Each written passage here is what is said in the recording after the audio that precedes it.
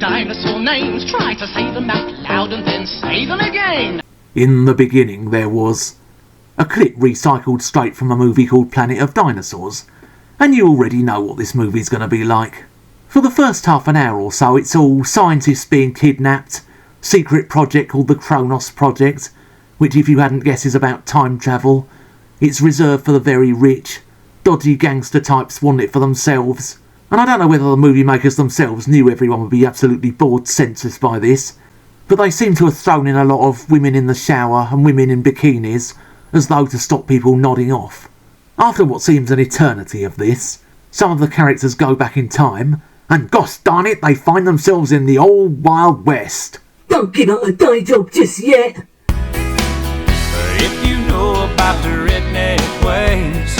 Then they go further back in time, and they all suddenly decide to dress up in recycled costumes from Planet of Dinosaurs, and you would have to be brain dead not to work out what's going to happen now. The rest of this movie is not so much a movie, more a clip show, with improvised scenes in between the dinosaur bits. One of the characters even very conveniently takes his shirt off, so he looks more like one of the people in Planet of Dinosaurs. The group are looking for a crystal, which is in the possession of Dino Man, who sounds like a superhero, but is in fact a dinosaur person.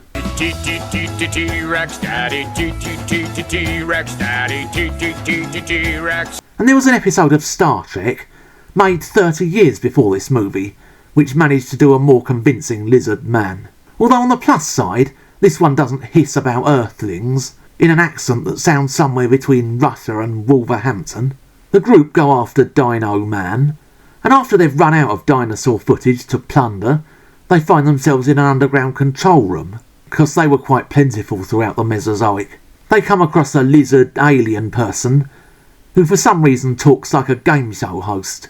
Life is the name of the game, and I wanna play the game with you. Planet of Dinosaurs by this point had become the new 1941 million BC. The stop-motion dinosaurs are certainly a vast improvement over lizards killing each other, but all this has the same mentality as bottom-of-the-barrel science fiction movies from the 1950s.